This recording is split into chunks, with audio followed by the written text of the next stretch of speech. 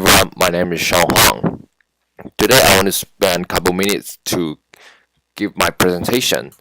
My presentation is about what make NBA players enter All-Star games. The reason I want to do this report is because we used to vote our All-Star by fans, all by fan 100%, but start from last year is 2017. Right now, they have three party can vote for NBA All-Star. First is also fans. The second is players themselves. The third is the press, means newspaper and reporter can vote their most, in their All-Star players. So we want to know what kind of data can really, decide which players can enter All-Star games. I want to know the probability distribution about the variables themselves. So we take a very quick look now in the All-Star game players in 2016 to 2017. We have eastern part and western parts, and both of them have 12 players. And because the vote are divided by two category of players, one is forwards and the other one is guards, and every fans can vote for their favorite guards and favorite forwards dividedly. So we check our data analysis very quick.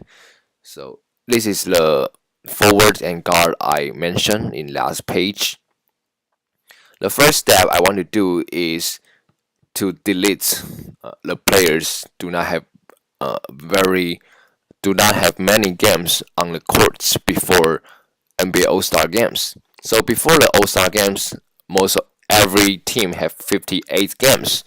So I delete this kind of player play less than 30 games before All-Star games. It means that if you do not play half of the games before All-Star games, I think you do not have great chance to enter All-Star game. So I think it makes sense to delete this kind of players.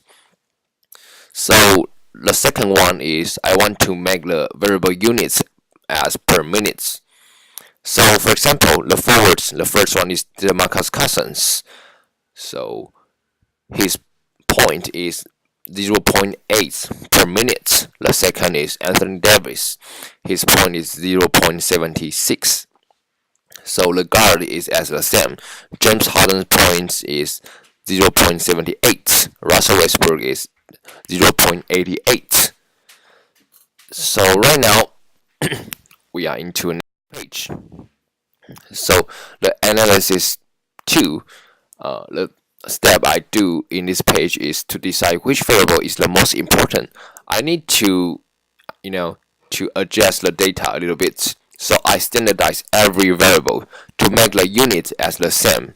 It means every unit right now is standardized unit. So I can now I can know which variable contribute to the most that player can enter All-Star game or not. So the result is as follow. So you can see DeMarcus Cousins in the forwards category, his point is 3.17 standardized deviation above 0. It means he's a really outlier compared to the other forwards. In the guards, James Harden, his point is 2.64 above 0 standardized deviation. So now we can enter our really analysis about model. So right now we come to the part that build binomial regression model. So you can see I just choose 3 categories in this slide to show you how I decide which variable is the most important. So the probability right now, the data only distribute between 1 and 0. It means that 1 means you enter All-Star game in this year. 0 means you don't enter All-Star game. Okay, so right now we have in this page point, assist, and rebounds. So I want to build a model to let me know how much the distribution can really divide this player can really enter All-Star game or not. So the next page is the result for guards in the All-Star game. So you can see now I have 6 categories. The first is point, second is assist, third is rebound, fourth is steal, fifth is block, sixth is the plus or minus points when you're on the courts. So I think in this 6 graph you can see very clearly only the points and the plus minus points on the court can really decide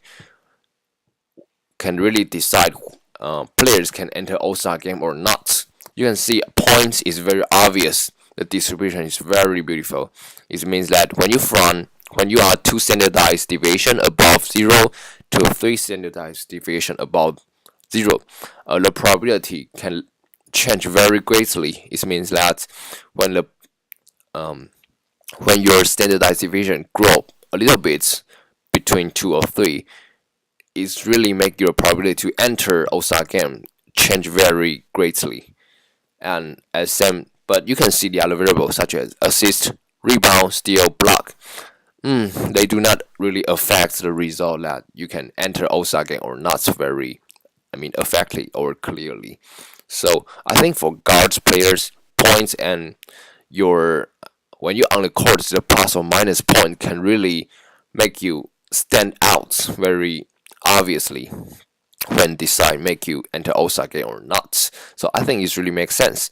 But to most of the people's surprise, I think it's assist because guard used to be thing as you need to give a lot of assists to be a playmaker on the courts, make you be a really good player. But right now in this array, I think points is the most important variable, such as Westbrook, James Harden. They are really very good at scoring.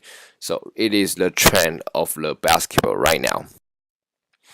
So we can see the forwards category. The forwards players, you can see I also have 6 category, and I do not explain all the variable because I already explained this variable on the last slide. I think to my surprise, point is still very obvious as you can see, but to my surprise is assist can really divide All-Star players in forwards and non-All-Star players in forwards.